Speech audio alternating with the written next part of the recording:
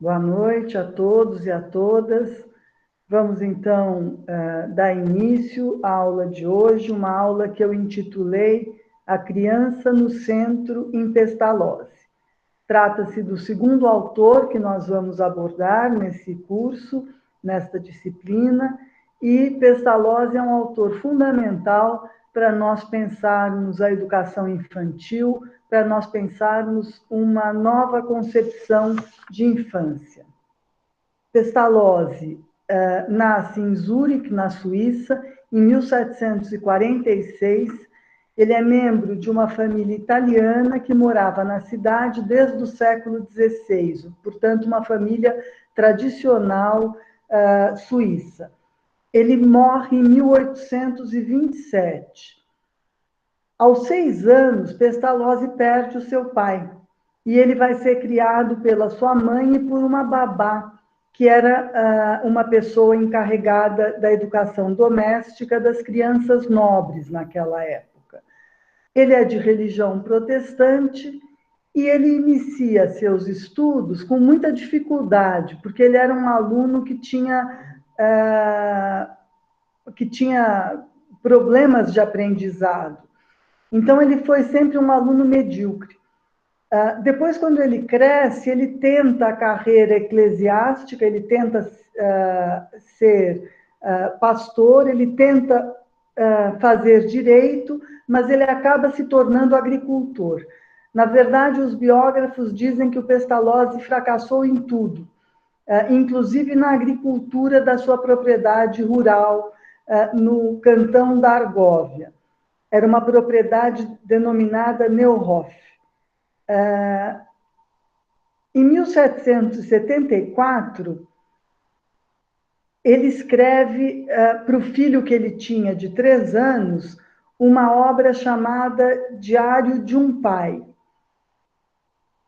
Depois, nesse período, ele decide transformar o seu sítio, a sua granja, em um orfanato, onde ele reúne, na verdade, crianças pobres. Não era bem um orfanato, porque havia crianças que eram filhos dos colonos da região, mas havia também crianças órfãs. O fato é que eram crianças pobres, meninos e meninas, que aprendiam a ler e escrever e se iniciavam nos trabalhos domésticos, agrícolas e tecelagem nessa escola improvisada que o Pestalozzi mantém entre 1775 e 1780. Em 1780, a escola veio a falir. Ali ele publica 2 textos importantes: Vigília de um Solitário e Legislação e Infanticídio.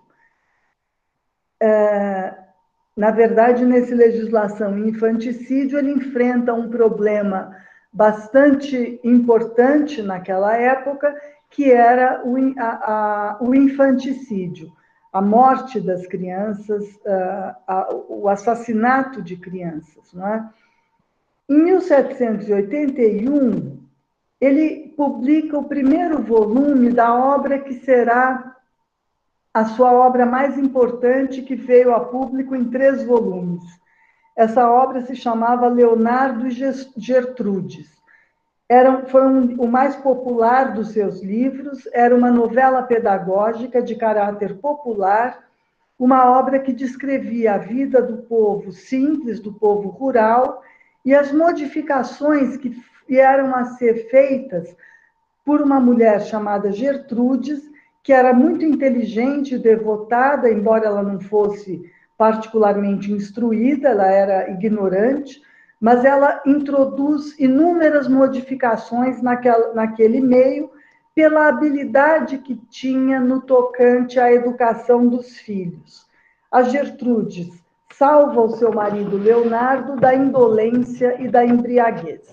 Então, ela representava a mulher aldeã que, por suas ideias, produz uma reforma na aldeia em que vivia, conquistando toda a vizinhança.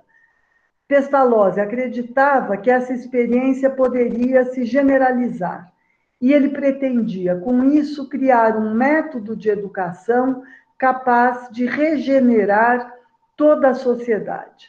Essa novela, Leonardo e Gertrudes, no terceiro volume, que foi publicado em 1787, deixa o papel central que era posto no casal Leonardo e Gertrudes, e o papel central passa a ser conferido a um novo personagem que encarna a função das escolas. Tratava-se de um velho oficial aposentado que se torna professor de uma escola com a finalidade de acabar com a predominância do que ele entendia ser o verbalismo escolar. O Pestalozzi, em 1792, já tendo adquirido uma notoriedade bastante, um reconhecimento bastante singular, ele é condecorado pela Assembleia da Revolução Francesa como um cidadão da República Francesa. A Assembleia Nacional Francesa lhe oferece, inclusive, cargos importantes, mas ele declina, ele agradece, mas não aceita esses cargos, dizendo à Assembleia que ele queria apenas continuar a ser mestre-escola. E nessa época, o governo suíço, em 1798, mais precisamente, o governo suíço confia a ele um orfanato no distrito de Stans, onde ele reunirá 60 crianças órfãs em virtude do massacre do povo pelos soldados franceses. Com esses órfãos, o Pestalozzi desenvolveu novas práticas educativas, combinando essas práticas pedagógicas com o trabalho manual. Ele sempre relacionava as práticas intelectuais com o trabalho manual. Na sua escola, Pestalozzi pretendia instituir um espírito de família nesse orfanato, mas a instituição fracassa após 6 meses. Então, o Pestalozzi tem essa pecha de fracassar nas suas iniciativas práticas. Em 1799, ele obtém, como professor assistente, uma classe elementar em Burgdorf, onde ele pôde realizar novamente experiências pedagógicas a partir de um conceito que ele inventa, que é o conceito de lições de coisas. Pestalozzi acreditava que as pessoas aprendem por algo que ele chamava de ensino intuitivo.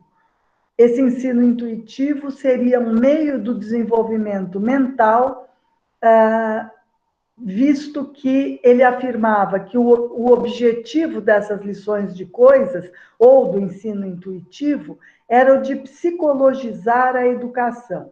Com essa experiência de ensino intuitivo de lições de coisas, o seu trabalho adquire uma grande notoriedade. Em 1801, Pestalozzi produz a sua obra mais sistemática, com princípios do seu método. Essa obra ficou conhecida com o título Como Gertrudes Ensina Seus Filhos, buscando responder às finalidades e os meios da educação. É curioso observar que Pestalozzi nunca teve um trabalho traduzido para a língua portuguesa. Salvo engano, o que mais próximo chegou até nós foram as traduções espanholas e argentinas da obra Como Gertrudes Ensina Seus Filhos. Pestalozzi procura perscrutar que conhecimentos e habilidades práticas são necessários à criança e como poderiam ser oferecidos a ela pelo professor, ou então como esses conhecimentos e habilidades poderiam ser adquiridos pela própria criança.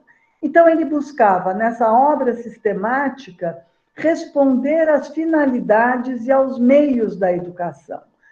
Como Gertrudes Ensina Seus Filhos é um livro que foi escrito na forma de 24 cartas sobre instrução elementar, das quais vocês leram algumas no texto que estava indicado para hoje, que era retirado de lá. Eram 24 cartas sobre instrução elementar, dirigidas a seu amigo Gessner, que era um editor de Zurique. Pestalozzi se queixa nessas cartas da falta de subvenção governamental e do desacordo entre os propósitos do Instituto e o investimento que havia por parte do Estado nele, ou seja, da falta de investimento. Tudo isso leva a que Pestalozzi venha a abandonar esse instituto. Em 1804, ele deixa Burgdorf e transfere-se para Yverdon, na Suíça francesa.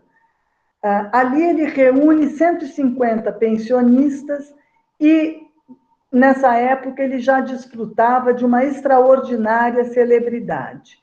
Durante 10 anos, ele ensina nessa instituição, ele é condecorado pelo czar Alexandre da Rússia como cavaleiro, até 1825, quando efetivamente esse Instituto de Educação é fechado.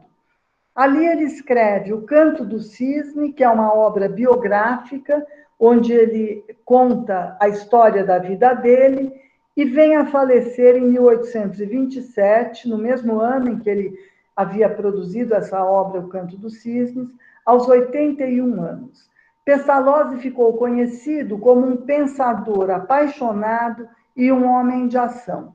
Ele é visto, assim, juntamente com Froebel e Herbart, como o pai da psicologia moderna.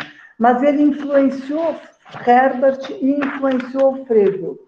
Eu, em tese, deveria ter deixado Herbart depois de Pestalozzi, porque Herbart é que foi influenciado por Pestalozzi. Porém, ao contrário de Herbart, que era um arauto do que nós poderíamos chamar de ensino tradicional, Pestalozzi é um antecessor da escola nova, de uma escola renovada. A sua obra não é de fácil acesso, ela é abundante, é inacabada, é escrita em diferentes estilos, mas ela está sempre vinculada a um projeto de reforma educacional que visava regenerar a sociedade.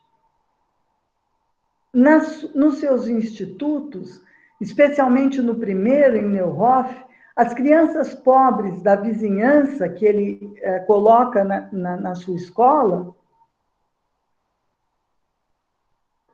deveriam trabalhar na fiação, na tecelagem do algodão, e o produto do trabalho das crianças seria vertido para financiar a educação delas. Isso fazia com que a escola se tornasse uma empresa educativa original, baseada no trabalho das próprias crianças. O Pestalozzi integra, portanto, um movimento de jovens ativistas que buscavam uma nova ordem social através do trabalho pedagógico. É curioso observar que Pestalozzi, desde cedo, rompia com o sistema educativo da Suíça, que era considerado o sistema educativo mais reputado do mundo todo. Era considerado o melhor sistema educativo, um dos melhores da Europa. No entanto, Pestalozzi criticava a escola suíça porque ela era comprometida com um regime político que reservava os direitos essenciais aos habitantes das cidades e costumava privar dos mesmos direitos os habitantes do campo. Pestalozzi era muito cristão, ele procurava viver um cristianismo prático, longe da religião do verbo, das imposições dogmáticas e dos compromissos políticos. Ele foi muito influenciado pelas realizações dos anabatistas e dos irmãos morávios, no sentido do seu protestantismo. Pestalozzi tinha como obra de referência, a obra de cabeceira dele, era o Emílio de Rousseau. É como se ele quisesse implementar a obra, na prática, a obra teórica que Rousseau desenvolveu. É como se ele buscasse devolver a criança a si mesma e colocar a educação a serviço da natureza humana. formando, por meio do ensino, uma humanidade autônoma que pudesse se desenvolver tanto nas cidades quanto nos campos. Pestalozzi foi muito criticado. A primeira crítica que ele recebe é por causa do trabalho infantil. Como as crianças das suas instituições trabalhavam para financiar o próprio ensino, Pestalozzi era criticado por isso. E ele era criticado também por se envolver no seu trabalho a tal ponto que ele se converte em pobre entre os pobres. Ou seja, ele busca introduzir as crianças na racionalidade econômica, com liberdade e responsabilidade, mas no seu trabalho social, ele quase que confunde a própria vida com o seu processo educativo. Ele acreditava que quando as crianças financiavam a sua formação com o produto do próprio trabalho, as crianças não iriam dever nada a ninguém. Daí ele ter uma visão filantrópica do trabalho, que buscava garantir produtividade, dando à criança instrumentos de autonomia e impondo às crianças a exigência de rentabilidade. Ele foi acusado por isso. Embora naquela época a crítica ao trabalho infantil fosse muito menor do que hoje, mas mesmo assim ele foi criticado por explorar o trabalho infantil. Ele pretendia reunir novamente o que Rousseau separou: a liberdade e a obrigação, no caso da criança, o desejo natural e o dever daquilo que deve ser efetuado para todos. Pestalozzi, assim como Rousseau, via a relação entre o processo educativo e o movimento da natureza, buscando uma mutação decisiva na educação como um projeto de transformação e de formação da autonomia do sujeito. A escola era para Pestalozzi um veículo de formação da sociedade civilizada. Portanto, a humanidade adulta, a ideia era que ela se regenera através da criança, favorecendo, através da educação, o desenvolvimento de uma liberdade autônoma dessa criança. A natureza infantil daria à própria criança o poder dela se constituir autonomamente. Aí, então, ele ficou famoso com esse projeto, ele se tornou um fenômeno pedagógico. Muitos educadores queriam aprender com o Pestalozzi, vieram a ser aprendizes de professores, então ele recebia nas suas escolas prussianos, franceses, ingleses, todos querendo ser treinados no método Pestalozzi. O próprio Froebel, que é o autor que nós vamos trabalhar na próxima aula, foi estagiar com o Pestalozzi e foi muito influenciado por ele. E, na verdade, o projeto pedagógico da obra de Pestalozzi tinha como grande alicerce a ideia de método. A originalidade do método de Pestalozzi não estava, entretanto, nos aspectos materiais, estava posto na ideia de ensino intuitivo. Buscar aproveitar a intuição da criança para formar uma liberdade autônoma do educando. Esse método era um instrumento necessário para observar a natureza infantil, para extrair leis próprias do seu desenvolvimento, para criar meios favoráveis a esse desenvolvimento e para levar em conta a dimensão social da ação educativa, dando eficácia à capacidade de ação da criança, Pestalozzi acreditava que aquilo que a criança puder descobrir por ela mesma, nós não devemos ensiná-la.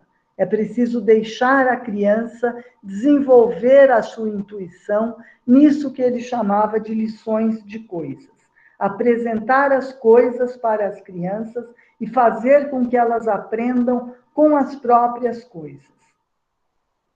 Assim, Pestalozzi investigava o espírito infantil, a própria natureza humana e a ação de ensino que pode ser exercida sobre essa natureza.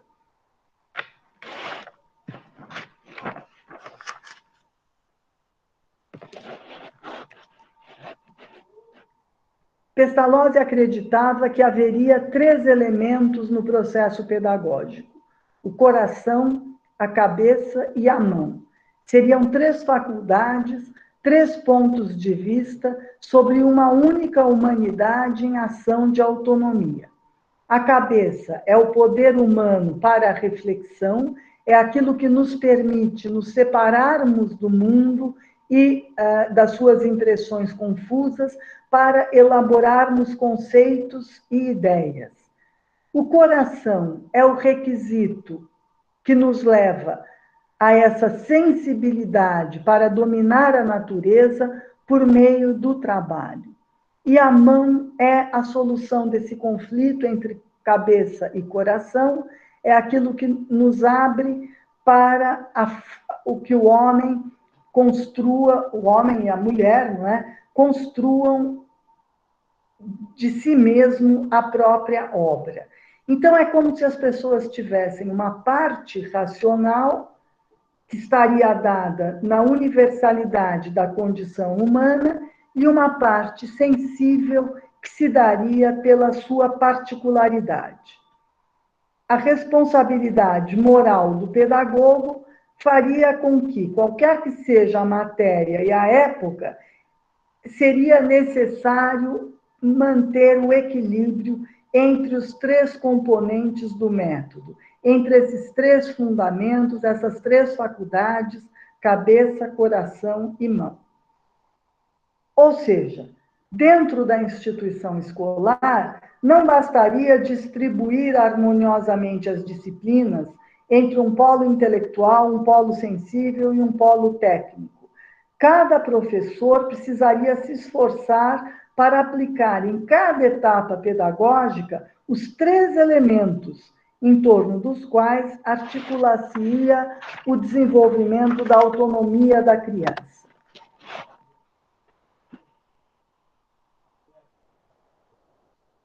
O princípio do ato educativo seria, nesse sentido, aplicar essas 3 dimensões, a cabeça, o coração e a mão, nas situações particulares e concretas, de acordo com as circunstâncias.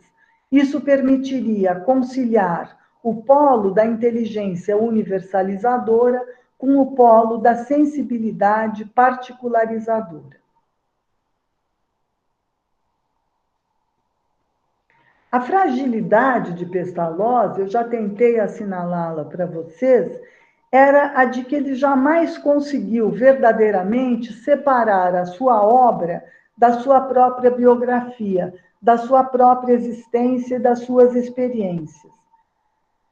É como se a teoria dele fosse uma teoria em que relatasse a sua própria prática como educador, com todas as potências e os limites que isso acarreta, não é?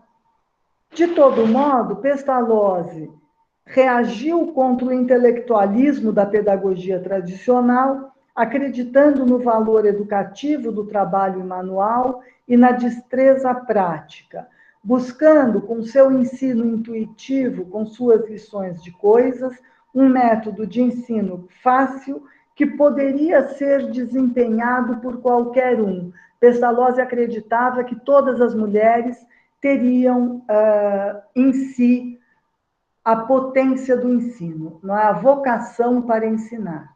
E, nesse caso, as mulheres mesmo.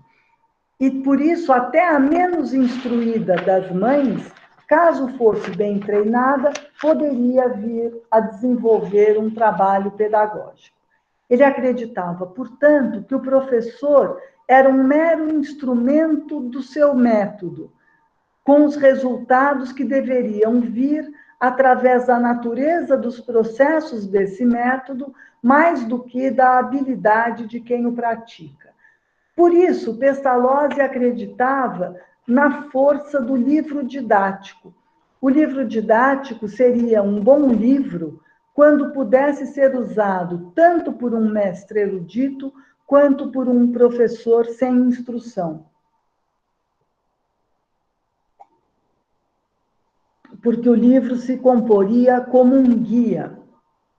Ele faria com que um professor inculto estivesse, através do uso do livro, sempre um passo à frente dos seus alunos. O fato é que Pestalozzi coloca a criança e o seu desenvolvimento no centro da atividade educacional. A espontaneidade infantil deveria ser preservada a todo custo, a educação escolar deveria ser ativa, substituindo uma disciplina exterior por uma disciplina interior, cara à moral protestante, e Pestalozzi, junto com Froebel, é considerado um dos pioneiros do movimento da Escola Nova.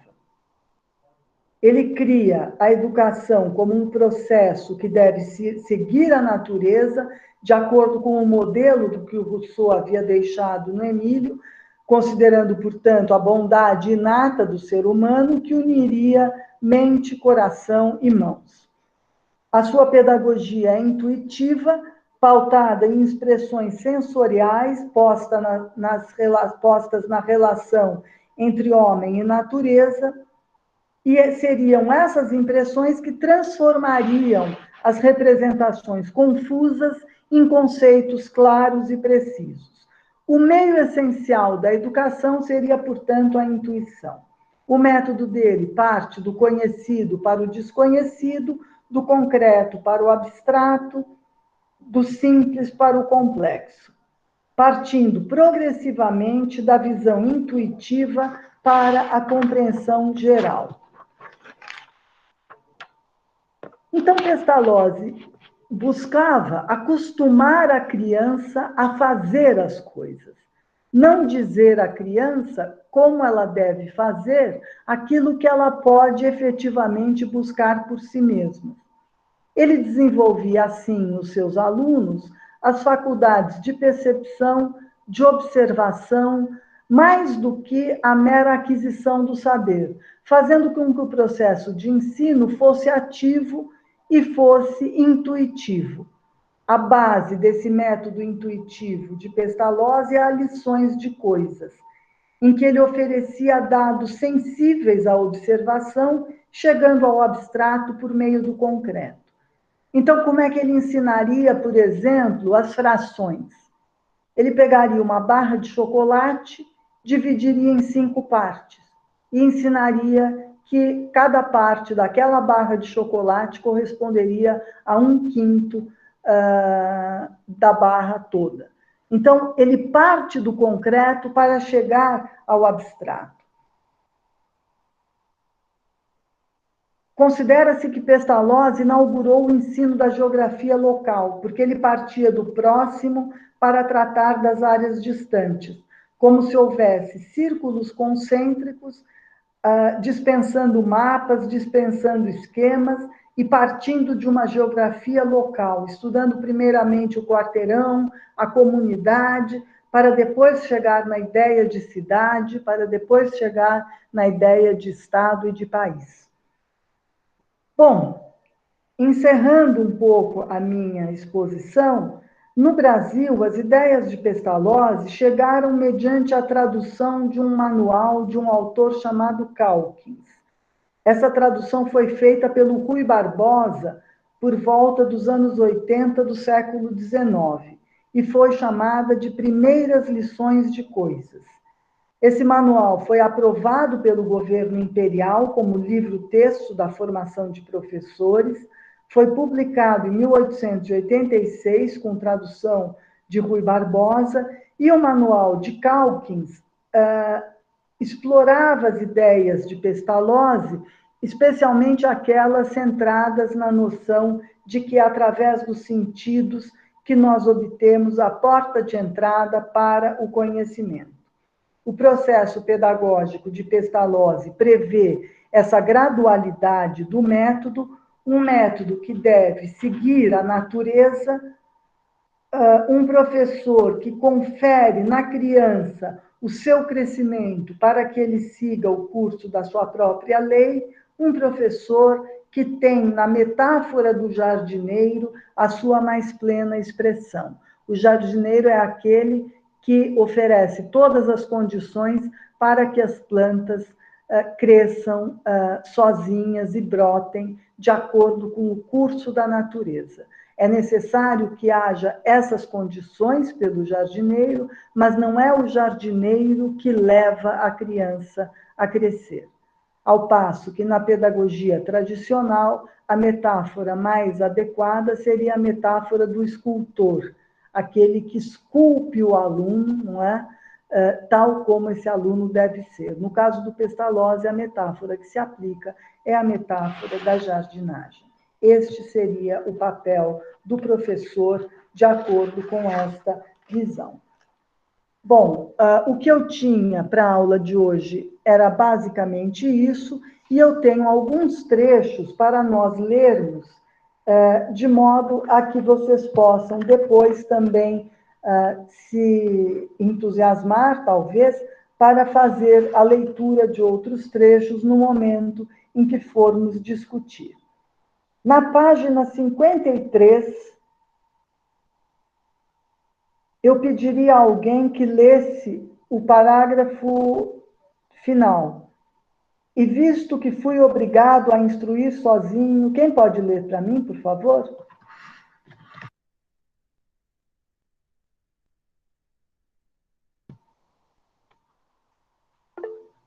Pode ler, Eugênio, por favor.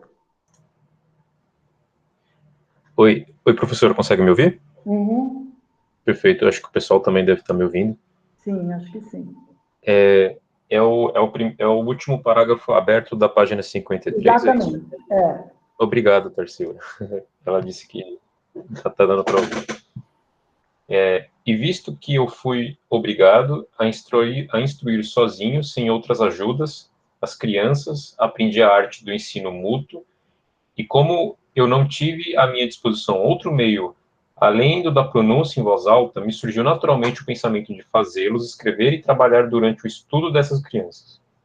A desordem produzida pelo número de crianças que repetiu em coro as minhas palavras me sugeriu a necessidade do ritmo, e pronúncia rítmica acrescentou a impressão produzida pelo ensino. A absoluta ignorância de tudo que me induziu a pensar longamente sobre os princípios é aquilo que me permitiu experimentar o rigoroso elevar-se das energias espirituais que conseguem o complemento dos primeiros graus de instrução e os benefícios resultantes do sentimento de tal completamento e perfeição também nos graus mais baixos de ensino. Então, eu compreendi como ainda eu estava conseguindo compreender a conexão entre os primeiros elementos e o sistema complexo de cada ciência. E tive consciência pela primeira vez da imensa lacuna que o estudo confuso e incompleto dos primeiros elementos produz em cada sistema do conhecimento. Então, vejam, obrigada, Eugênio, vejam como ele conta a história dele misturando com a elaboração de um método, não é? Então, ele diz, eu comecei a ensinar usando o método que estava à minha disposição, que era o método do ensino mútuo. Como é que é esse método do ensino mútuo? O professor divide os alunos em grupos de 10, ensina o membro desses 10, aquele que está mais adiantado, e faz com que esse aluno sirva de monitor para ensinar os outros 9. Então, o ensino mútuo é um ensino em que os próprios alunos ensinam-se uns aos outros. O que ele está dizendo é que isso causava desordem. E ele era ignorante daquilo que ele ia fazer. e ele não sabia como é que ele ia ensinar cada uma das ciências. Então, vejam que ele vai discutindo, passo a passo, as suas próprias dificuldades. Ele é exatamente o retrato, esse trecho, de um professor iniciante. Aquele professor que chega em sala de aula pela primeira vez e se depara com a dificuldade de não saber como lidar com a teoria que aprendeu diante da complexidade que está posta naquele universo pedagógico entre os seus alunos. Vamos ler também o penúltimo parágrafo, o penúltimo e o último parágrafo da página 54. Por favor, Eugênio. É o das crianças confusas, né? É. As crianças confusas, ainda nessa ignorância a qual você pode dar uma culpa, eu descobri uma viva força da intuição e uma certeza na retenção daquilo que já tinha visto e conhecido, do qual os nossos fantoches escolares não tinham a menor ideia. Deles eu aprendi, e deveria ter sido cego por não aprender, a relação natural que se deve dar entre o estudo do alfabeto e o conhecimento dos objetos reais. Deles eu aprendi quanto o estudo exclusivo do alfabeto e a confiança incondicional colocada nas palavras em si são puros sons e vozes e pode interferir na força efetiva da intuição e na consciência concreta dos objetos que estão em volta delas. Eu continuo? Não, tá bom. Vejam que aí ele está mostrando a relação que ele faz entre, que ele começa a fazer, porque ele aprendeu com as próprias crianças, a força da intuição. Então, que sozinho o alfabeto não daria conta, era necessário explorar essa intuição das próprias crianças. Agora, na página 56, nós vamos ler 4 trechos. O terceiro está na página 56, no parágrafo que começa lá na 56, o primeiro. É o então? É o então ou é o toda instrução? Toda instrução. Ah, sim. Toda instrução não consiste, portanto, senão na arte de favorecer essa inclinação da natureza ao seu próprio desenvolvimento. Aquela noção russoniana. Exatamente. Parece. E essa arte, sim. E essa arte repousa essencialmente sobre a natural relação da harmonia que deve existir entre as impressões que suscita no aluno e o grau de desenvolvimento da sua energia interior. Deve existir ali, portanto, necessariamente, uma ordem segundo a qual as impressões devem ser suscitadas na criança por meio do ensinamento, ordem cujo princípio e cujo processo devem depender do princípio e do progresso da energia interior da criança. Então, veja, ele vai... Obrigada, Eugênio. Ele vai dizer que, através da observação que ele faz do desenvolvimento da criança, ele encontra uma ordem. E essa ordem, essa lógica, por ordem vocês podem substituir pela palavra lógica. Tem uma lógica isso, o desenvolvimento da criança. E é preciso entender como é que essa criança funciona para saber como é que nós vamos ensiná-la. É mais ou menos isso que ele está colocando aqui. E, finalmente, depois vocês vão comentar todos esses trechos e a minha exposição. Na página 61, o parágrafo que começa: no curso dessas experiências...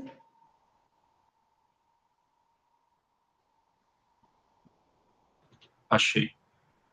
No curso dessas experiências, vieram se desenvolvendo e se determinando em mim, sempre com maior precisão, os princípios do meu método. E no conjunto me veio, dia a dia, mais claro que nos primeiros anos, não se deve raciocinar com as crianças, mas limitar-se a aproveitar dos meios do desenvolvimento espiritual que estão à disposição deles. 1. Ampliar gradualmente o campo de intuições. 2. Imprimir em suas mentes, com caracteres precisos, seguros, distintos, as intuições nascidas em suas consciências.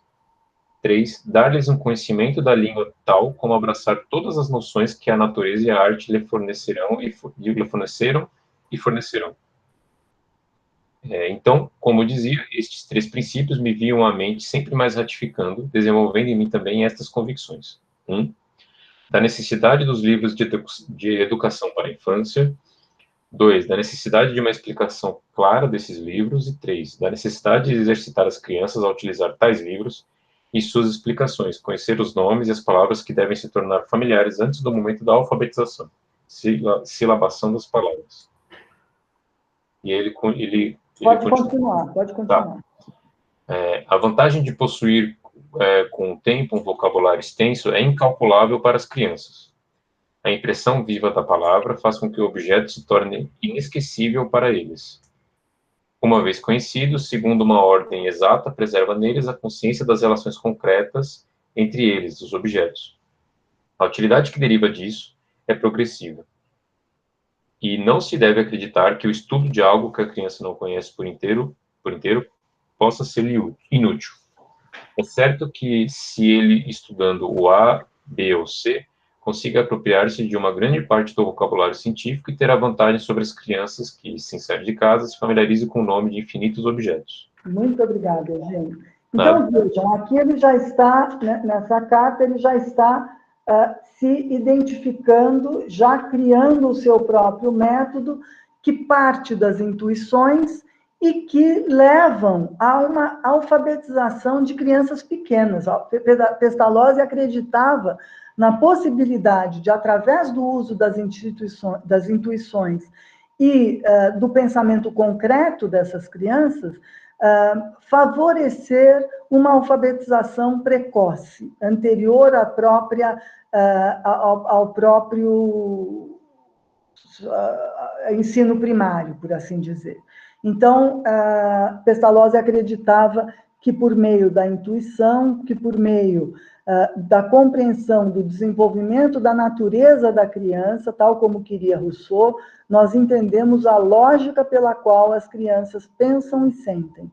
E, através dessa compreensão, nós poderemos lidar com o ensino de uma maneira mais inteligente. Essa que é a grande sacada, a meu ver, que o Pestalozzi tem no desenvolvimento do seu método.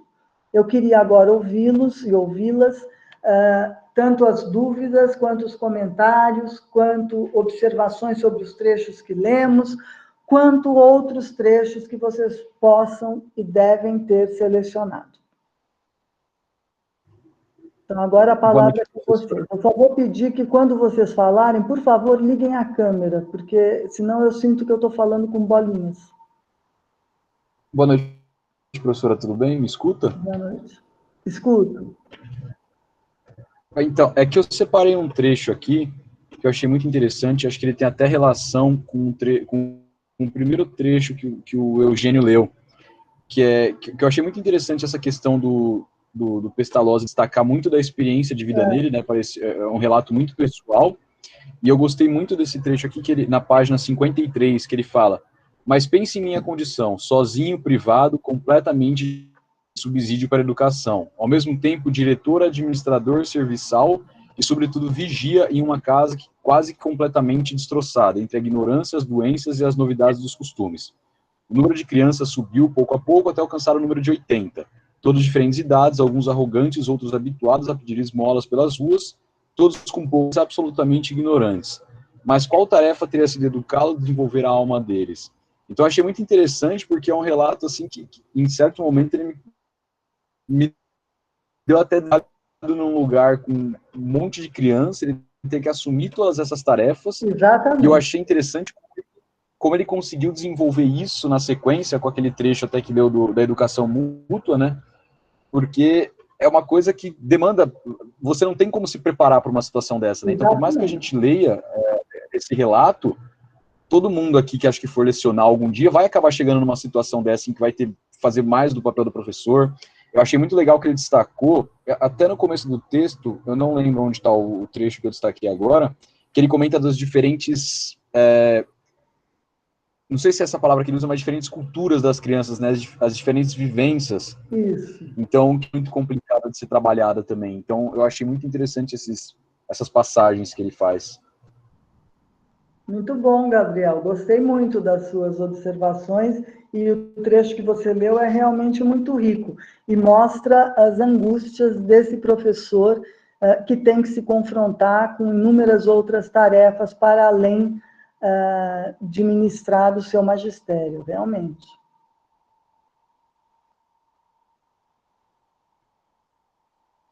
Quem mais?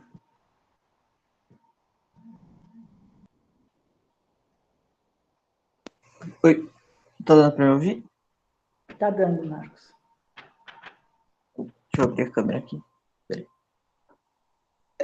Eu queria ler a parte da quinta carta, que ele faz 6 proposições que, a meu ver, são meio que coisas que embasam o método dele, né? Como se fossem as premissas das quais ele vai deduzir o método dele, né? Uhum. Então, tem a primeira. Que Todas as página coisas você tá? Que página você está? Desculpa.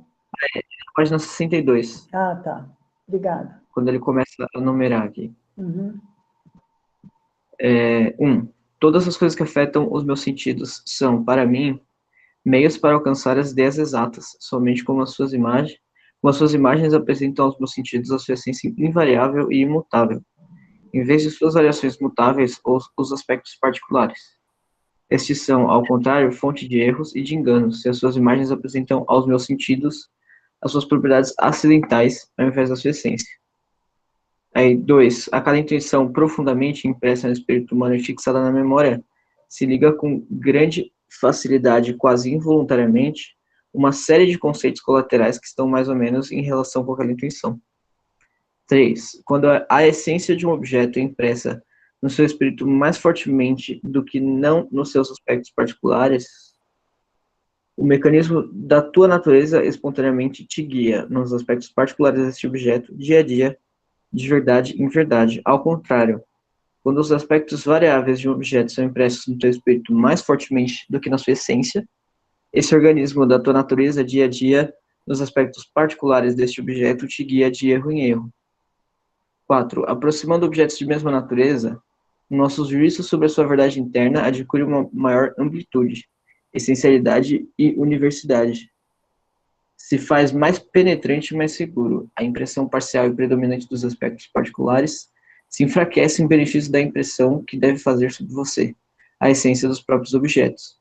O fascínio que exerce sobre o espírito a força isolada de impressão particular dos aspectos particulares é vencido, e você é salvo do perigo de confundir ligeiramente a aparência exterior dos objetos com a sua essência, e então conceder uma exagerada importância e preferência para uma coisa que a observação mais acurada se revelou inteiramente secundária, e de encher inutilmente a mente com essas vaidades. Não pode ser de outro modo. Quanto mais o homem possui ideias extensas e gerais acerca das coisas, tanto menos é sujeito à influência nociva de ideias limitadas e particulares das próprias coisas. Quanto menos, pelo contrário, ele é exercitado pela ampla intuição da natureza. Tanto mais facilmente as ideias particulares de um aspecto mutável de um objeto podem nele confundir e obscurecer a ideia essencial do mesmo objeto. 5. Também a intuição mais complexa conta de elementos simples. Se tens este em teu poder, também aquilo que é complexo se tornará simples. E 6. Quanto mais sentidos você emprega ao indagar a essência ou as qualidades fenomenais de um objeto, tanto mais exata se torna o seu conhecimento sobre este. Obrigada, Marcos. Você não quer comentar um pouquinho o que você viu de importante aqui?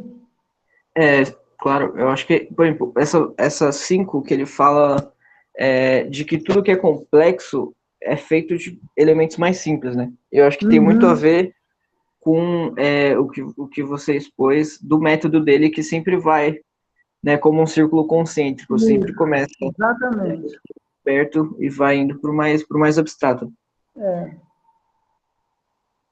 De um certo modo, ele meio que fala isso em todas essas proposições, né? É interessante. É interessante mesmo. E é interessante porque ele coloca essa questão do método numa esteira muito próxima do que o Rousseau tinha feito. Então, quem conhece o Emílio do Rousseau percebe na leitura que a gente faz do Pestalozzi que ele se apropria muito como se ele quisesse aplicar o pensamento liberal, pedagógico do Rousseau. Porque a ideia do Rousseau, na verdade, sobre a educação, está muito vinculada a uma ideia de liberdade no estado de natureza. Não é? Então, ele vincula essa dimensão da educação com uma dimensão política. E o Pestalozzi assume essa perspectiva, tanto que ele quer que, por meio da educação, de uma educação pública, possa haver uma reforma nos estados, não é? Uma reforma na construção, digamos assim, de algo que está para além da educação. Muito bom.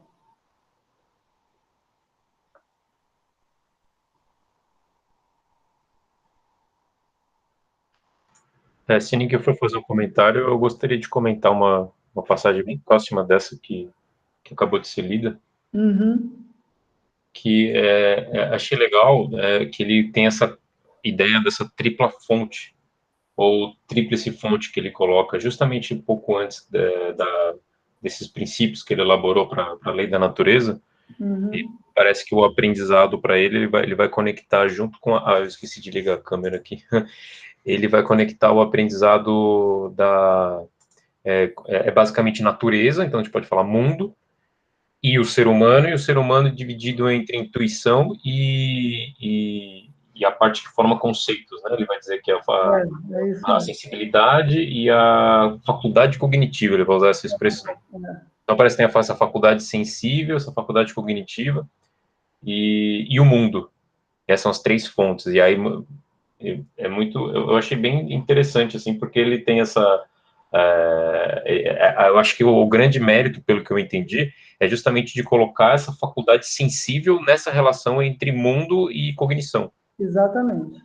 Me parece que esse é o grande mérito, porque é o que justamente faz a diferença com o ensino tradicional que ele produz aqui, que é ensino intelectualista, baseado no ensino aqui das palavras sem nenhuma conexão com a realidade, com o mundo, em termos de sensibilidade, né?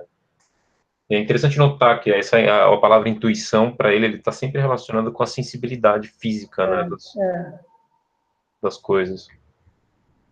É verdade, a intuição é aquilo que te leva no Pestalozzi, né? A intuição para o Pestalozzi é aquilo que te leva a apreender as coisas naquilo que elas são, na sua percepção, na memória que você tem dessas coisas, é por meio delas que você chega a compor essa intuição. Sim, sim. E dá para ver claramente que ele está no meio de um grande debate de vários filósofos que estão discutindo qual é a origem do conhecimento, né? Ele está fazendo isso, qual é a origem do conhecimento, só que para criança. Muito interessante isso, ele. É isso mesmo. Ele tem essa contextualização. E é bem nessa passagem da quinta carta, né? Eu aproveitei para comentar agora, porque é juntinho com esses princípios da natureza que ele citou. É isso. Que legal, essa tríplice fonte. Muito bom, Eugênio, obrigada. Quem mais? Oi, professora. Eu gostei dessa parte na página 55, que ele fala que começa as explicações dele levando em conta os objetos que as crianças conheciam. E é um jeito bem empirista de ver as coisas, porque ele fala também que o primeiro aprendizado começa quando a criança nasce. Então, essa ideia da tábula rasa, de que assim que você está em contato com o mundo e tendo suas experiências, você vai ter conhecimentos que não é o aprendizado no sentido clássico, que é alguém decidindo o que você vai aprender agora, o que você precisa aprender, mas que só por estar tendo experiências você já está aprendendo. E aí eu achei isso bem interessante. Quer que eu leia esse parágrafo? Quero sim. É na página 55. Assim, sem ter a clara consciência do princípio a que eu obedecia, eu comecei nas explicações que eu dava às crianças a considerar os objetos de acordo com a relação com os quais eles eram habituados a entrar em direto contato com seus sentidos, e decorando até o limite extremo os elementos essenciais dos ensinamentos e querendo determinar o tempo no qual esse tem princípio. Cheguei à convicção que a primeira hora da aprendizagem é a hora do nascimento. A partir do momento em que os sentidos da criança podem receber as impressões da natureza, esta o educa. A própria novidade da vida não é outra coisa que a faculdade de se desenvolver, de receber essas impressões, que o despertar dos germes físicos levados à perfeição, os quais agora tendem com todas as suas forças e com todas as suas energias a provocar tal desenvolvimento interior. Ou seja, o despertar, em suma, do animal já perfeito que quer e deve se tornar homem. Muito Então, bom, Tarsila. eu concordo bastante com isso que ele escreveu, de que a criança já nasce com tudo pronto para estar aprendendo e para estar vivendo e vendo as pessoas e os objetos e tudo isso, e que depois ela vai aprender a lidar com essas coisas que ela já teve a sensação de entrar em contato, mas que para entrar em contato ela já nasce pronta. E aí, no trecho seguinte do que você leu, ele conclui isso. Ele vai dizer que a instrução consiste, portanto, na arte de favorecer essa inclinação da natureza ao seu próprio desenvolvimento, como se você pudesse apenas proporcionar para a criança que ela chegue aonde ela está preparada para chegar mesmo. Né? É isso mesmo. E aí ele continua dizendo que deve existir ali uma ordem, e é necessário que se descubra essa ordem. É como se a gente pensasse, a criança tem uma lógica, ela tem uma maneira de... O Rousseau falava em razão sensitiva. Ela tem uma razão própria dela, que se dá não a partir da mente, mas a partir dos sentidos, no caso do Rousseau, né? Quando ele fala aqui em ordem, ele está querendo falar nessa maneira de pensar e de sentir que a criança tem, não é, que seria o que dá a lógica desse movimento interno que provoca o seu desenvolvimento. Concordam? Concordo. Muito bom, Tarsila, obrigada. Quem mais? Tinha alguém ali que abriu a câmera e que agora fechou. Eu acho que também queria falar. Oi, professora, fui eu. Oi, Renato. Eu vim pegar na verdade, aqui uma referência para lembrar, porque no semestre passado, na matéria de ensino de história que eu fiz, eu li um texto do Freire chamado A Importância do Ato de Ler, são alguns artigos, a importância do ato de ler, isso mesmo. E eu não... vocês falaram, estão me ouvindo? Eu travei um pouquinho? Não, travei um pouquinho, mas voltei, né?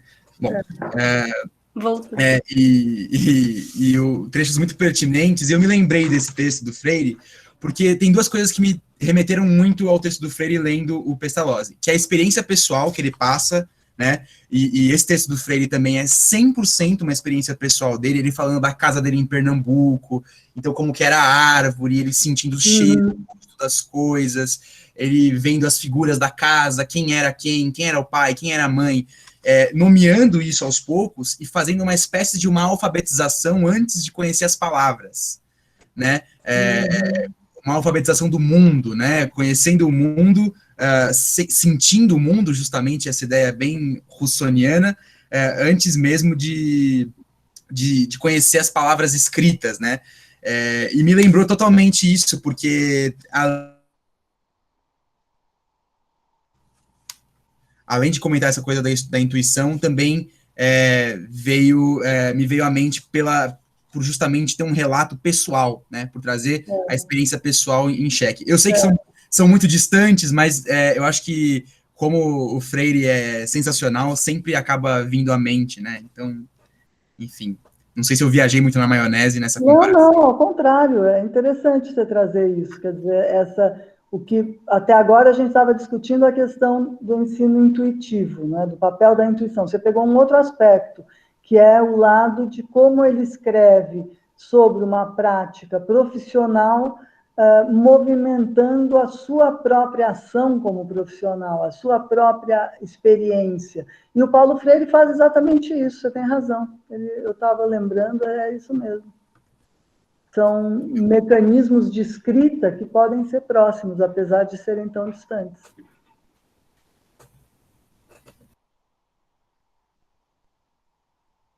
Acho que tem uma questão no chat. Eugênio, você lê para mim, por favor?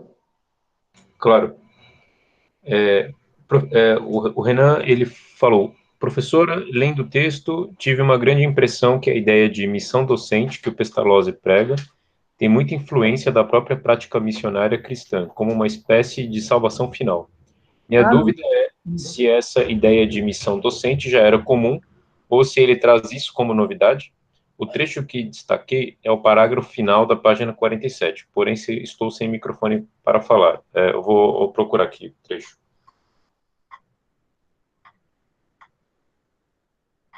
Acho que travou. Não, eu estou aqui ainda, acho. Estou sem microfone para falar. Agora isso, eu vou procurar o trecho para ler. Tá. Antes de ler o trecho, deixa eu falar um pouquinho sobre a questão da missão docente. Essa ideia de missão docente não era novidade no Pestalozzi, não. Mas vocês têm razão. Você, Renan, tem razão. É uma ideia cristã. É uma ideia que tem a ver com um caráter missionário da educação. A educação assume quase que um papel que é o professor nas aldeias tinha o papel que havia sido do pároco. Né? Isso vem, do ponto de vista das práticas, através dessa correlação entre os padres, que, no limite, na Idade Média, eram aqueles que ensinavam, e a prática docente, que, em certa medida, foi descolada desses padres. Né? Se nós pensarmos nos colégios jesuíticos, era o próprio padre quem era o professor. Então, essa ideia de missão era muito presente. Isso do ponto de vista da história. Do ponto de vista da filosofia, a gente vê em textos de Santo Agostinho, São Tomás de Aquino, já uma dimensão do papel do mestre, como se o mestre fosse Cristo e, ao mesmo tempo, o mestre fosse quem ensina, não é? Quem traz a palavra. Então, isso não era, quer dizer, não foi o Pestalozzi que inventou isso, embora ele tenha assumido muito esse lado, essa dimensão. Você quer ler, Eugênio? Sim. O parágrafo final da página 47. Eu acho que é esse aqui, o que está aberto, né? Também na imensa fadiga de tal tentativa, eu tinha aprendido imensas verdades. Nunca em nenhum tempo a minha confiança no seu valor foi tão grande como no momento em que estava falindo. O meu coração se dirigia de forma invencível em direção a esse fim e caí, eu mesmo, na miséria. Aprendi a conhecer sempre mais profundamente o que não é dado a um homem feliz, a miséria do povo e as suas fontes. Eu sofri aquilo que sofria o povo, e esses se mostraram a mim, como a nenhum outro, igual como eram eles. Eu vivi longos anos entre o povo, como uma coruja no meio de outros pássaros. Mas entre o sarcasmo dos homens que me agrediram, entre os seus apóstrofos me diziam: ó miserável, você, que é tão inepto, é mais ínfimo entre os operários para ajudar a si mesmo. Você vive sonhando em poder socorrer o povo, e entre tanto sarcasmo que eu li em todos os lábios, a irresistível aspiração do meu coração não parou nunca de se dirigir para o fim, com a finalidade de fechar as fontes da miséria, na qual eu via, em volta de mim, afundado o meu povo. Aliás, a minha força cresceu ainda mais. A minha desventura me trouxe novas e úteis verdades. Aquilo que não enganava ninguém me enganou sempre, mas isso que enganava todos não me enganava mais. Eu espero que esse era o trecho. Eu acho que sim, porque aqui tem essa dimensão, não é, de uma certa vocação, de uma certa missão, não é? Era esse mesmo, sim. E é muito interessante que ele se coloca como uma coruja no meio de outros pássaros, porque a coruja é um símbolo associado à filosofia, tradicionalmente.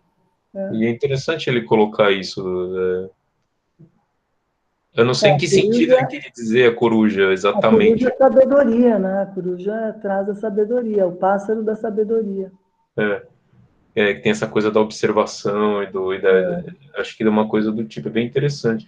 E é engraçado porque é uma forma, inclusive, de se distinguir dos outros pássaros. exatamente. E foi anos antes, acho que, salvo engano, é de 81 esse trecho dele, essa carta, e foi uns 19 anos antes daquela famosa passagem que o Hegel escreve no prefácio da Filosofia do Direito, do voo de Minerva, né, o voo da coruja, Ah, sim. a coruja de Minerva, que alça voos no crepúsculo, né, no cair das sombras da noite, uma coisa do tipo. Então, é legal que ele ainda, de certa maneira, antecipou não antecipou porque já tinha essa coisa, né, da filosofia da Esse sabedoria, do imaginário, da conhecimento, sabedoria, uma da coruja, mas é interessante antecipar, inclusive, essa frase do Hegel, que é famosa, que é célebre, né, e ele coloca isso como educador, dá a impressão que ele está fazendo um trabalho pegando isso que foi o Renan que falou, né, um pouco disso de missionário, de professor e, ao mesmo tempo, algo de profético, talvez, algo de se colocar ali no espaço e aprender com o povo do meio. A E própria também tem palavra filósofo, né? professor vem dessa ideia de missão. O professor é aquele que professa, Que né? professa, exatamente. É isso, né? Ele tem uma coisa meio o professor que professa, que é filósofo e que tem um ponto de vista de observação, ele está ali como observador, como quem está estudando a natureza humana, a essência humana, a essência da natureza, do aprendizado. Eu achei essa passagem bem legal, eu marquei ela também aqui. Achei bem interessante essa descrição dele de se envolver com o trabalho. É bem aquilo, cara, né, a confusão literal, assim, de confundir mesmo, né? Fundir as coisas, assim, da vida dele com o trabalho. Quem mais?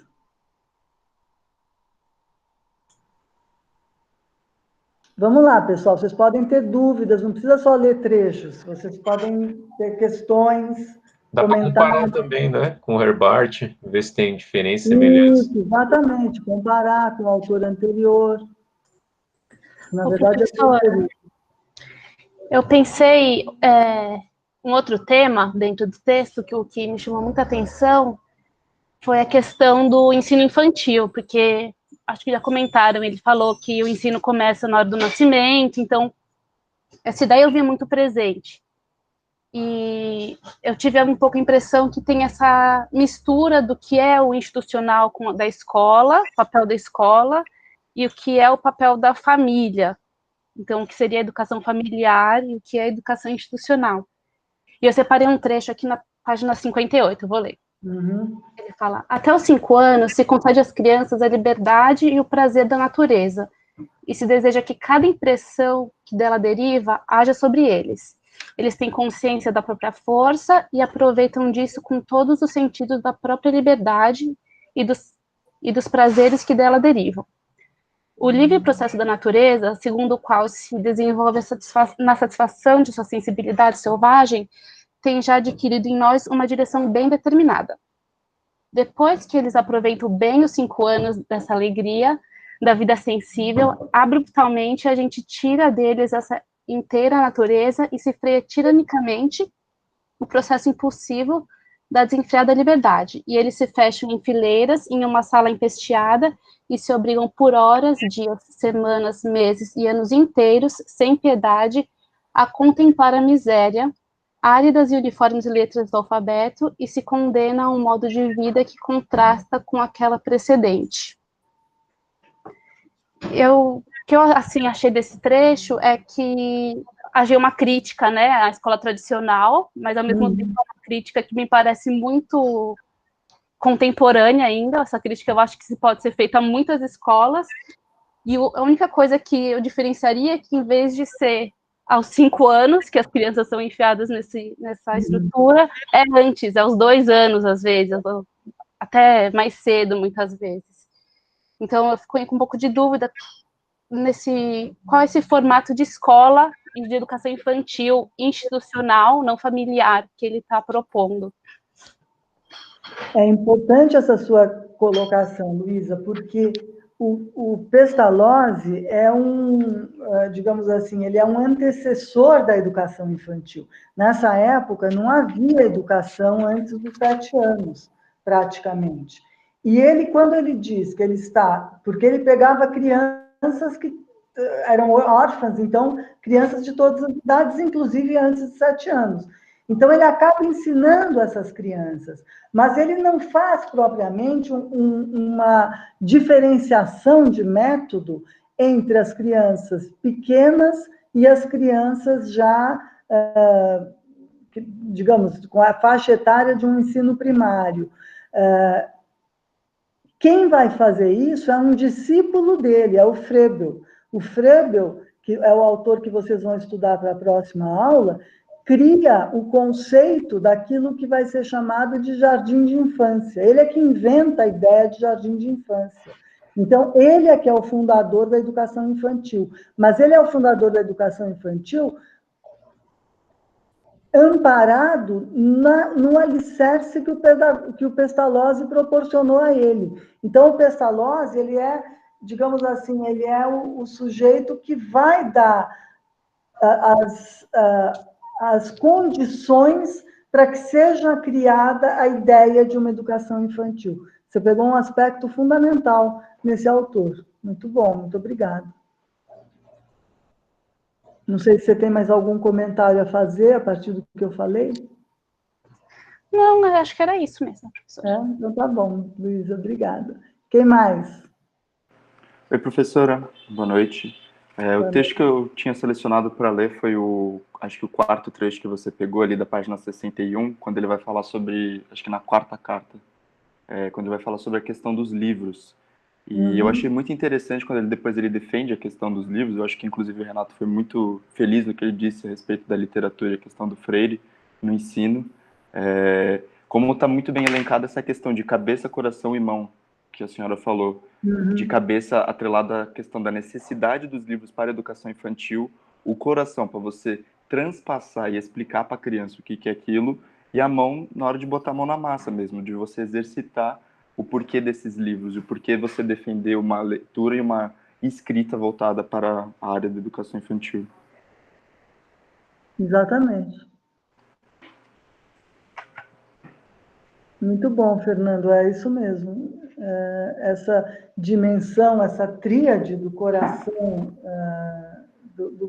do coração, da cabeça e da mão, é fundamental no pensamento do Pestalozzi, inclusive para compor a própria dimensão do ensino intuitivo, que parte da intuição para chegar na percepção, para da percepção formar o conceito. Exato, uma coisa muito empírica, né? Eu achei incrível que em pleno 1819, né, 1820, ele falando de artes plásticas, de você botar a criança também para fazer atividade física. E eu acho que, enfim, isso é uma coisa que a gente tem carência hoje em dia. É impressionante como lá atrás, esse cara, assim, é quase visionário, né? É bonito mesmo de se pensar e de se ver isso. É inacreditável que um autor como esse nunca tenha sido traduzido em língua portuguesa. Eu submeti à editora Unesp esse livro, Como Gertrudes Ensina Seus Filhos, e provavelmente vai sair o ano que vem em português. Mas nunca houve uma tradução. Que lástima. Mas alguém estava querendo falar e eu cortei, eu acho. Eu acho que é muito interessante o que ele apontou de como ele envolve a arte e a educação física, porque realmente são elementos que trabalham muito no aspecto intuitivo, né? Que às vezes são os mais deixados de lado na educação tradicional, assim. E realmente, principalmente acho que a questão da arte, tudo que, por exemplo, numa aula a gente trabalha de uma maneira para a gente se aproximar do conceito, né? Geralmente a gente se aproxima do tema com alguma obra de arte. Eu acho isso muito interessante.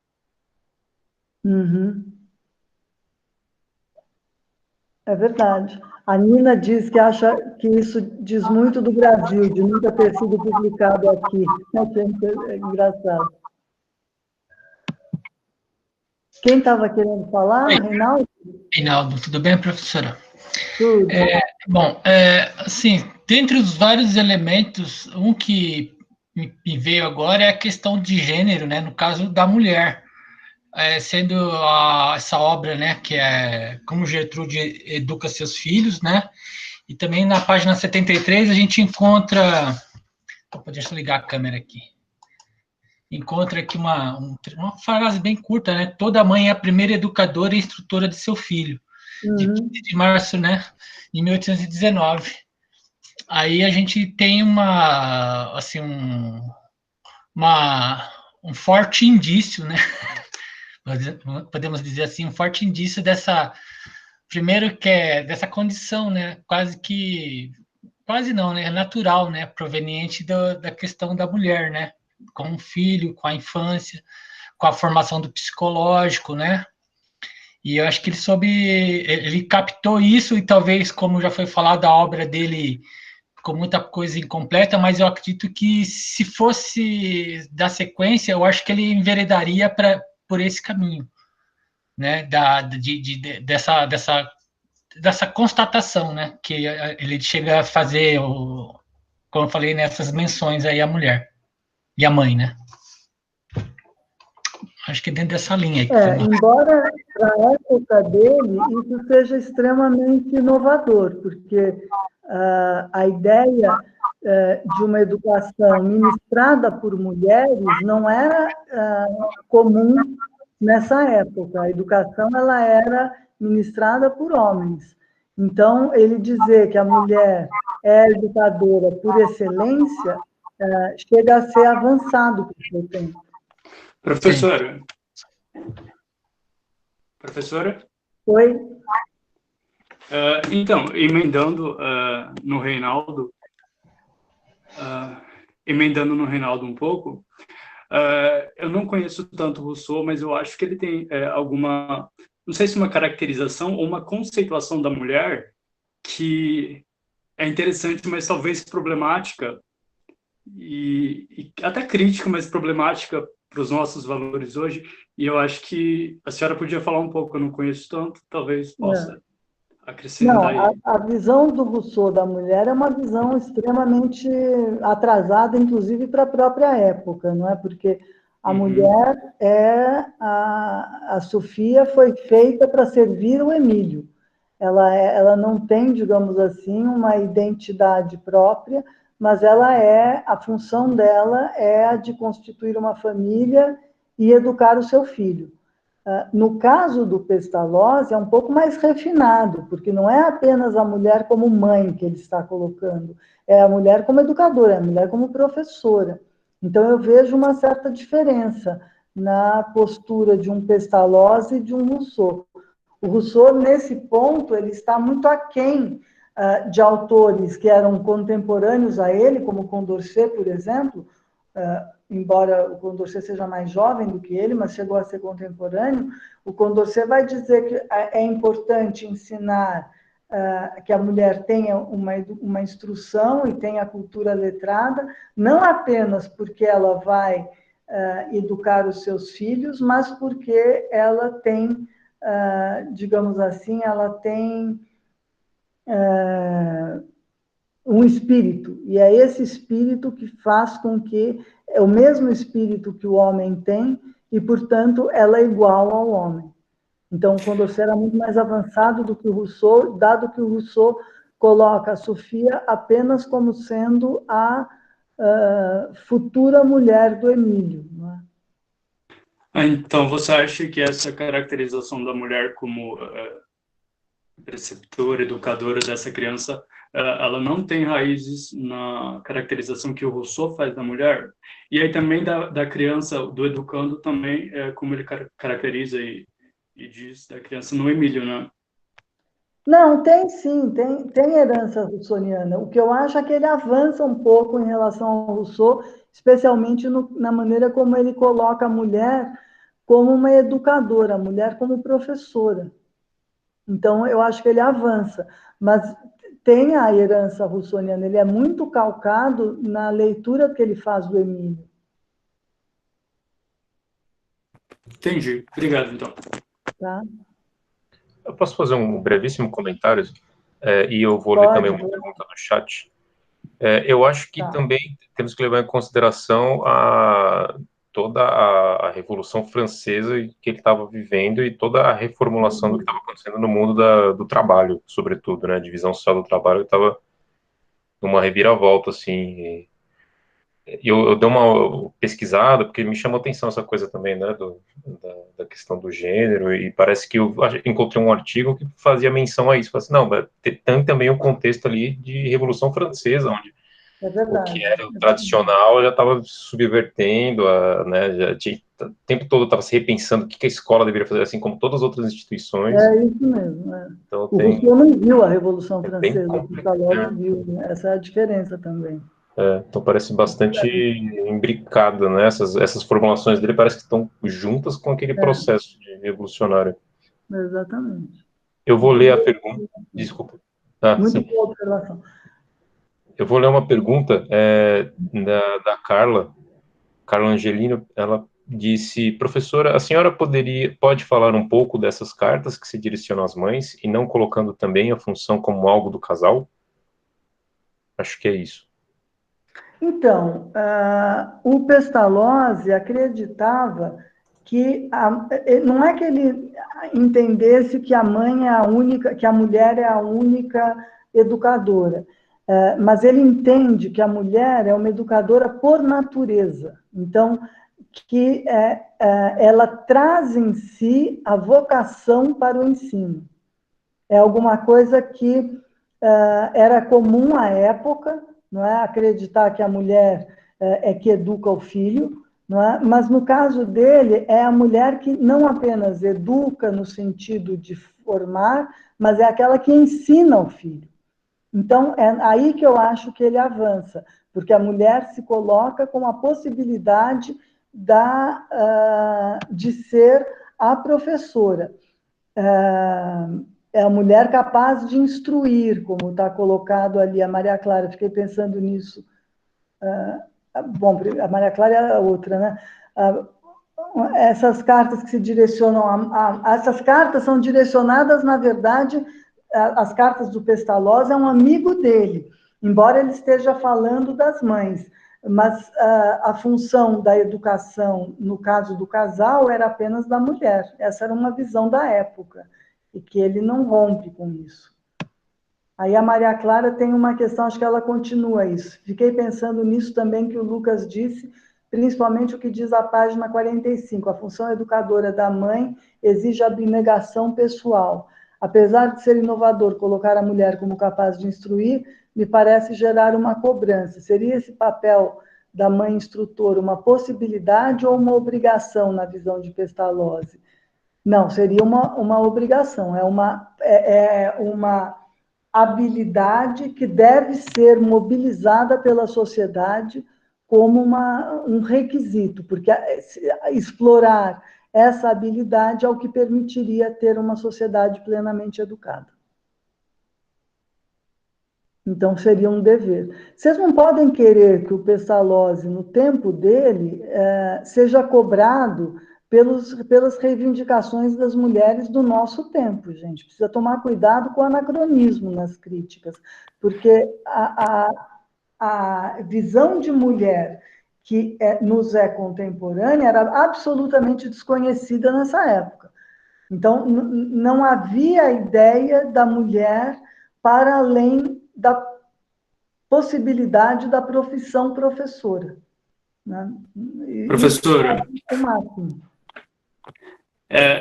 Acho que eu não sei, pode ser que eu tenha me feito compreender mal, mas não é uma questão de anacronismo, não. É porque eu estou chamando a atenção justamente para o Pestalozzi talvez ter sido um dos primeiros, e aí junto com muitos outros, a construir essa ideia de mulher como educadora e como preceptora e como mãe que instrui e forma o filho. Acho que ele está nesse processo de construção de uma figura da mulher assim, como essa instrutora, como essa formadora.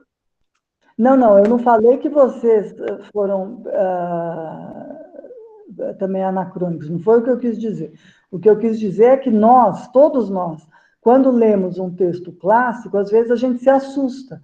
E às vezes é uma tendência de todo mundo cobrar um pouco do texto aquilo que ele não pode dizer, porque na época não havia. Então, não havia o que havia na época. Por que eu comparei o Rousseau com o Condorcet? Porque eu digo, Rousseau tinha uma visão de mulher que era atrasada, embora fosse típica da sua época, mas era atrasada em relação a contemporâneos dele, que já haviam avançado e dado um outro papel para a mulher. O Condorcet vai dizer, a mulher tem que ser instruída porque ela tem um espírito igual ao do homem.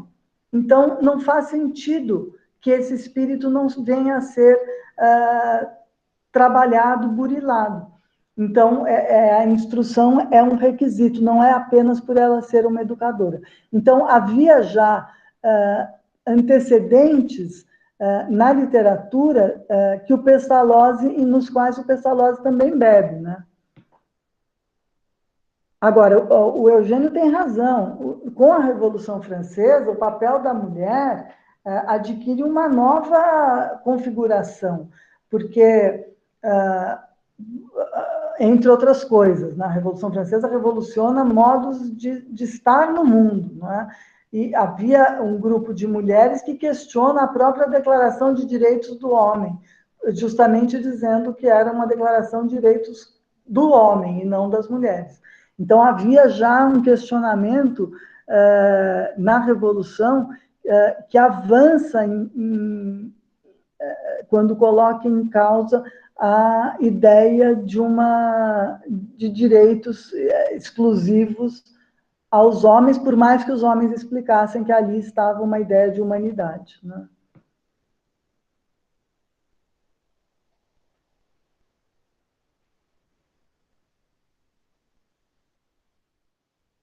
Quem mais?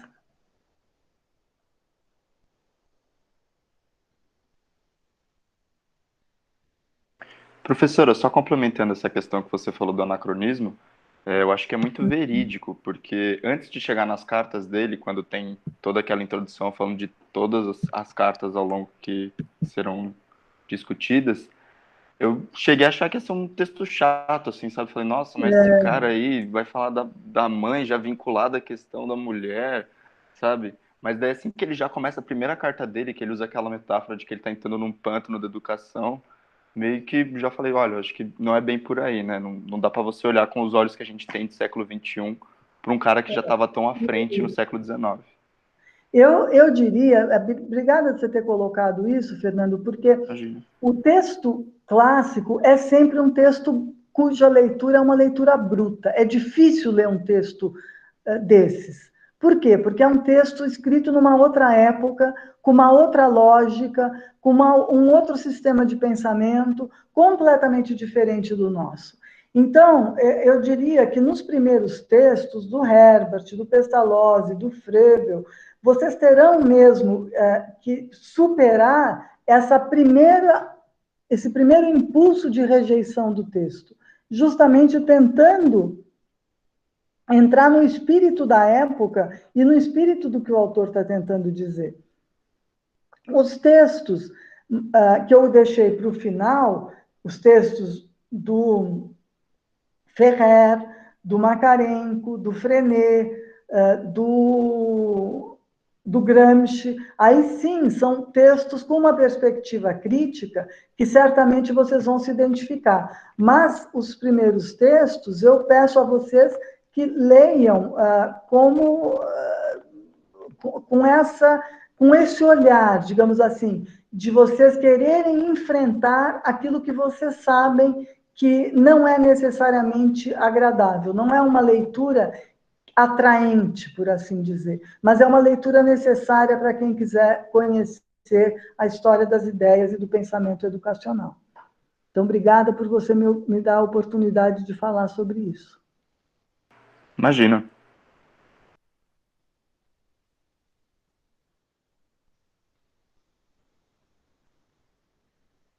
Eu estou fora de São Paulo, está muito calor aí hoje? Está muito calor. Há muito tempo que está fazendo calor. Onde você está, professora? Eu estou em Araraquara, está insuportável o calor aqui. Ah, eu sou de Araraquara, professora, aí é muito mais calor. Ah, é, Nicole? Você é de Araraquara? Eu sou. A gente tem um sítio aqui, eu vim para cá, já que as aulas são remotas, não ia perder nada.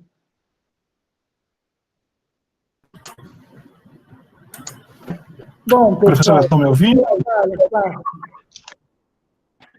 Não, na verdade, o que eu andei pensando enquanto eu estava lendo, eu fiz umas anotações aqui. Alguns fatos que me chamaram a atenção foi, principalmente, por exemplo, um outro pensador que foi muito influenciado pelo pietismo foi o próprio Kant, que também seguiu muito desses aspectos da religião. E eu achei importante, quer dizer, aquilo que se fala, para quem é martelo, todo problema é prego. Para quem estudou filosofia, todo problema se resolve na filosofia, assim, ou alguma coisa desse tipo. E o Kant tem justamente, ele que tenta resolver a dicotomia que tinha naquela época, que era entre o racionalismo e o empirismo. Então, a crítica da razão pura tentou dar uma solução para isso. E eu acho interessante, não sei se é essa a intenção do Pestalozzi, mas quando ele fala da cabeça e da mão, na verdade é uma tentativa educacional de criar esse mesmo tipo de resposta na educação daquele pensamento do iluminismo que ele tenta colocar. Quer dizer, não é só o lado racional, que é o que o Kant vai dizer, não é só o lado racional e não é só o lado empírico. Você tem que ter uma junção dos dois. E ele cria, talvez, essa necessidade de você encontrar nos dois polos alguma coisa que possa ser um resumo disso daí. E uma ideia que eu achei interessante, quando fala muito de criança, eu vi, acho que era o Foucault que fala isso daí. Por exemplo, quando você vê imagens de criança antes do iluminismo, antes dessa época, ou até o começo do século XIX, as crianças não tinham uma feição de criança, você via elas vestidas como adultos, e elas tinham feições de adultos. Ver criança como criança talvez seja um passo muito original do Pestalozzi, porque não era visto como um adulto incompleto, um adulto incapaz. E, além de tudo, uma fofoca, o Rousseau, enquanto pessoa, era horrível, né? Ele tinha filhos e dava para orfanatos, não manteve nenhum deles, disse que, como pensador, eu não posso ficar me atendo a ficar com os filhos. Ele teve vários filhos, assim, vários, pelo menos, acho que 2 ou 3, e ele mandava por... 5, né? 5. E a continuação do Emílio, eu tenho aqui o Emílio, um calhamaço enorme, e a continuação do Emílio, que não foi publicada, a Sofia trai o Emílio, né? Ele era um misógino, mesmo para a época dele, era pavoroso. Era, mesmo para a época dele, é verdade. Mas era isso que eu queria. Obrigada, Flávio, obrigada. Muito boa, você me ajudou a esclarecer elementos importantes sobre os quais eu não falei. Essa ideia de um novo conceito de infância que estava sendo engendrado e do qual o Rousseau é um dos principais, digamos assim, propagandistas, e o Pestalozzi bebe nessa fonte, é alguma coisa que era muito contemporânea dessa época, assim. Nicole, você quer falar?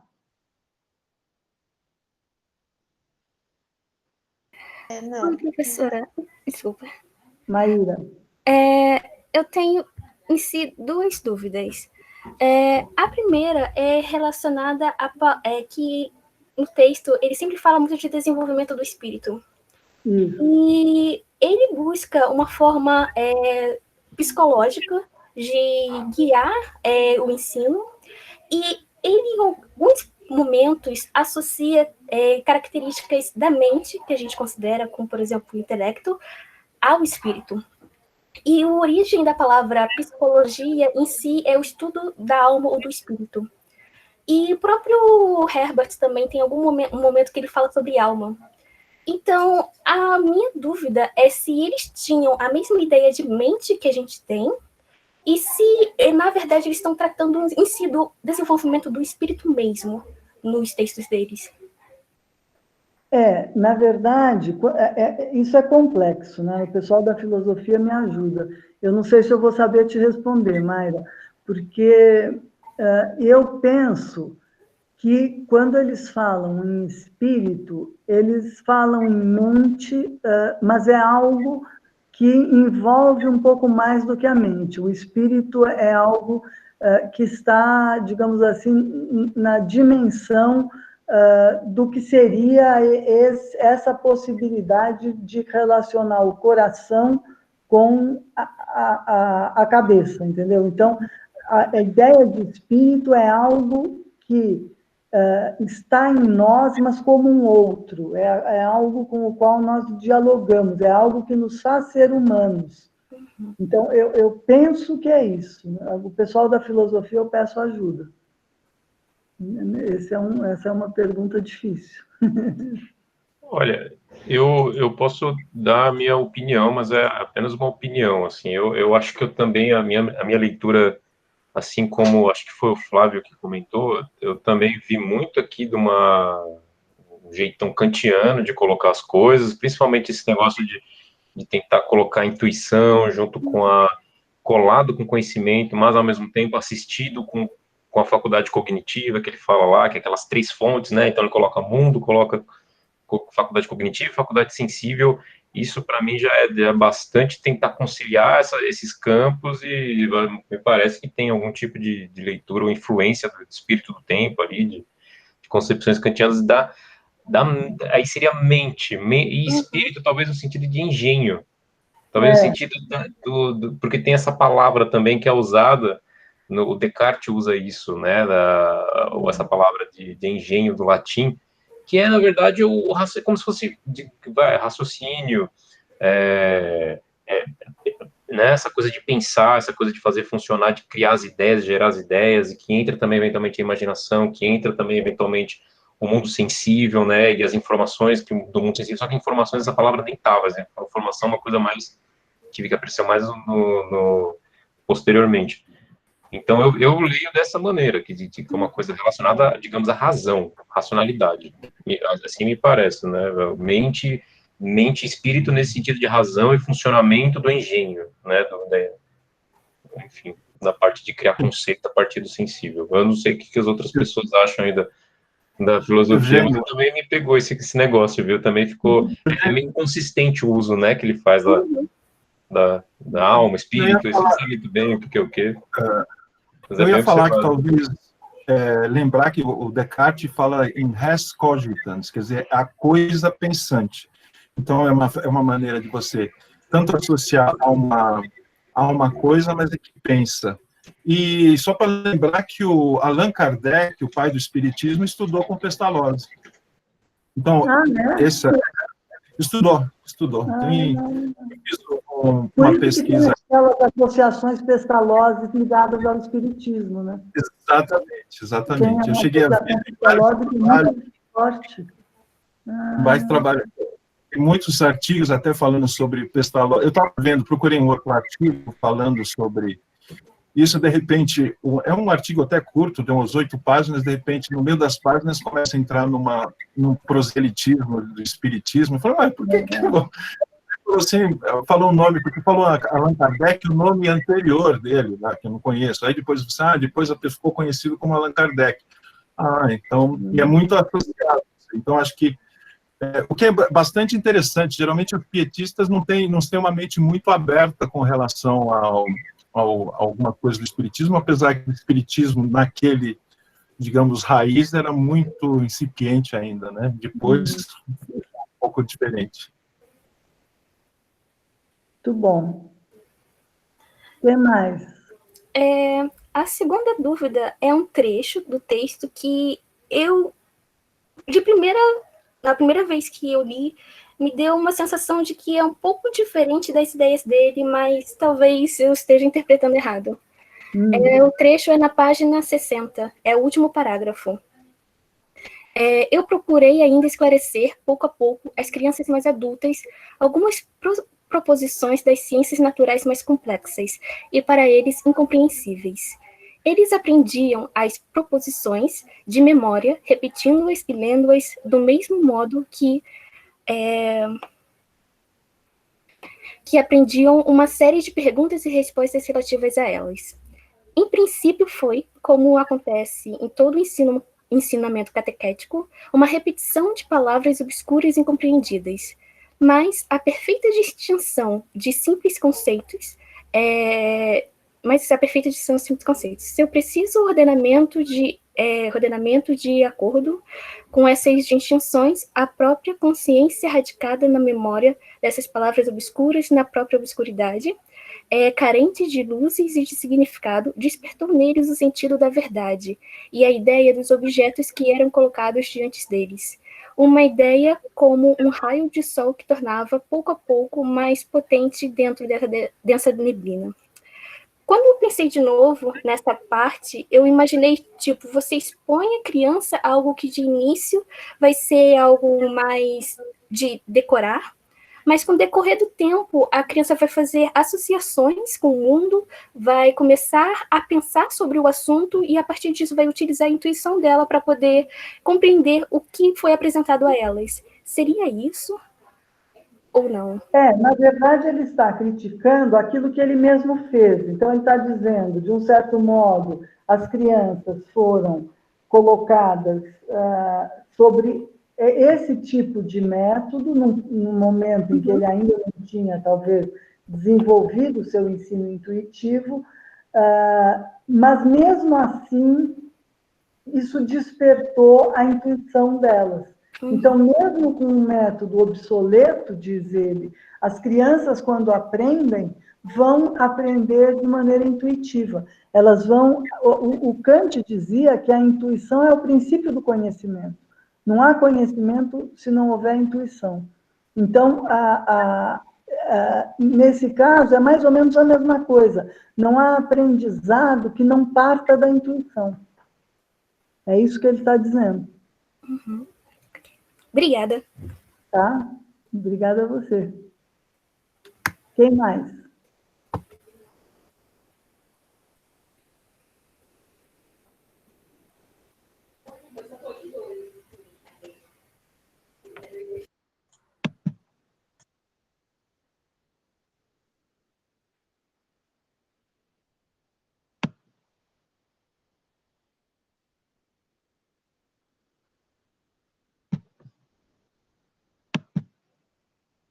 Só ia fazer um comentário justamente para eu complementar aquele negócio que eu comentei da palavra, e aí a gente volta ao negócio da alma e do espírito, porque eu soube que a linguagem francesa, e quem estuda francês de repente pode me corrigir, não tem uma palavra específica para engenho, que era a palavra latina que tinha na obra do Cartesiano, e eles traduziram, e foi escrito como spirit, que seria espírito. Então, só para a gente visualizar de que, às vezes, um texto filosófico, sobretudo um traduzido, escondem alguns problemas, mesmo da linguagem que a gente não conhece. É verdade. E a gente não precisa ficar, talvez, tão neurótico, digamos assim. Eu digo isso porque eu fico, às vezes, não, mas o que ele usou essa palavra e trocou ali? Às vezes pode ser uma coisa da tradução, às vezes da língua, ou às vezes qual foi o original que ele usou, né? E o Pestalozzi é de Zurique, então ele deve ter escrito isso em alemão, suponho. Acho que eu sim. Não saberia dizer. Ou francês, talvez, porque... talvez ele escreveu em alemão mesmo. Escreveu em alemão. Então, ainda tem esses pequenos... só para contextualizar a gente na leitura desses textos mais antigos de filosofia, porque, eventualmente, os termos podem... esse é o grande desafio, né, da leitura desses textos, que eles podem confundir, às vezes.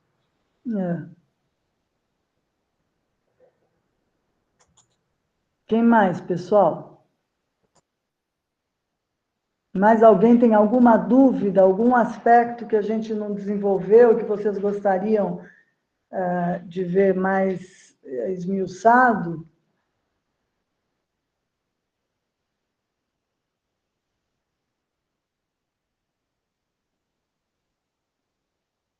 Bom, para a nossa próxima aula, vocês vão ler um texto de um autor que é considerado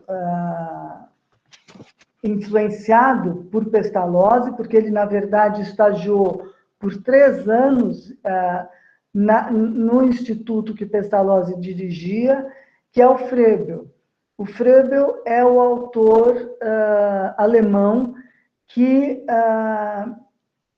inventa, digamos assim, a ideia de jardim de infância. É, portanto, ele que vai, pela primeira vez, se debruçar sistematicamente sobre a educação exclusiva das crianças pequenas.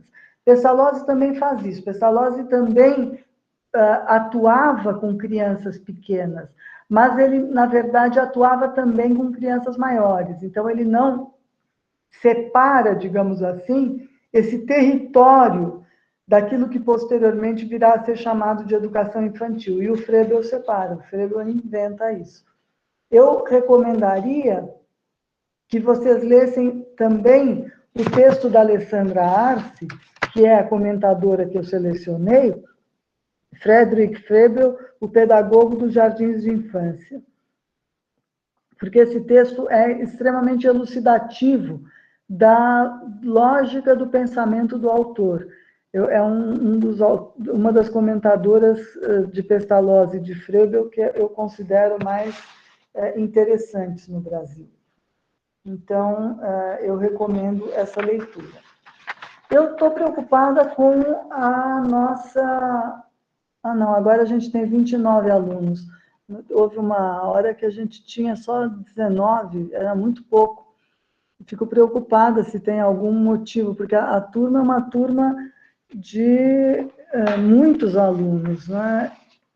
E eu estou achando que está vindo pouco. Não sei se o pessoal está confiando no fato de nós estarmos gravando as aulas, se a gravação está ajudando nesse sentido, mas se vocês tiverem algum conhecimento do que está levando tanta gente a estar ausente das nossas aulas, vocês me avisem, por favor.